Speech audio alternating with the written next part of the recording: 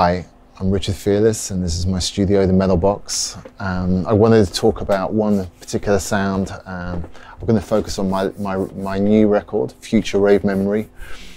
And actually it's the closing song of the album, which is called Our Acid House. And basically, with the song, it was a quite personal song to me, and I wrote this song the day that I found out about Andrew Weatherall, who was my old studio landlord, actually, when I did my Trans Love Energies album.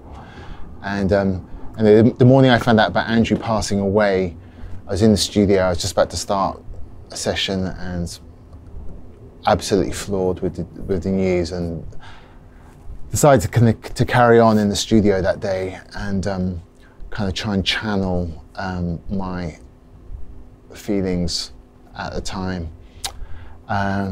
Also, I knew off the back of this record I was going into a Defin Vegas album, and I kind of like had this idea I wanted to do a kind of like to end with a sound which almost like passed on the baton to Defin Vegas. Defin Vegas is me on my own, and this is me on my own, and we're using the same equipment, but it's a role I kind of switch in my head a little bit.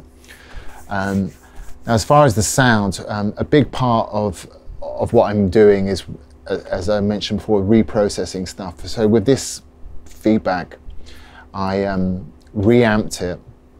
The actual line originally started in a synth line, and then I reamped it to my AC30, used two Neumanns, which we stereo mic'd the AC30, and I think I used a high watt fuzz pedal, that one over there, actually, the high watt fuzz, and the Sans amp to get the distortion.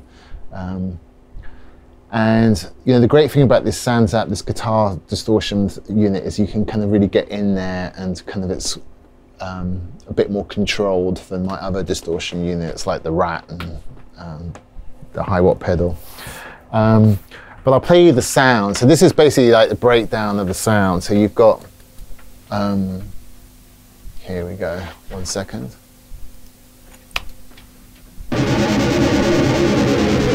So this is, yeah, so Juno pad going into the Sans amp, and then on top of that you've got a tremoloed version of the same line, which was probably done, so that tremolo I can see was done in the box. And then that's going then to the Sans amp, to the Effectron, and then into the Lexicon. And then you've got processing it again. I can hear the Marshall time modulators bringing that metallics element to the sound. And then all of them together.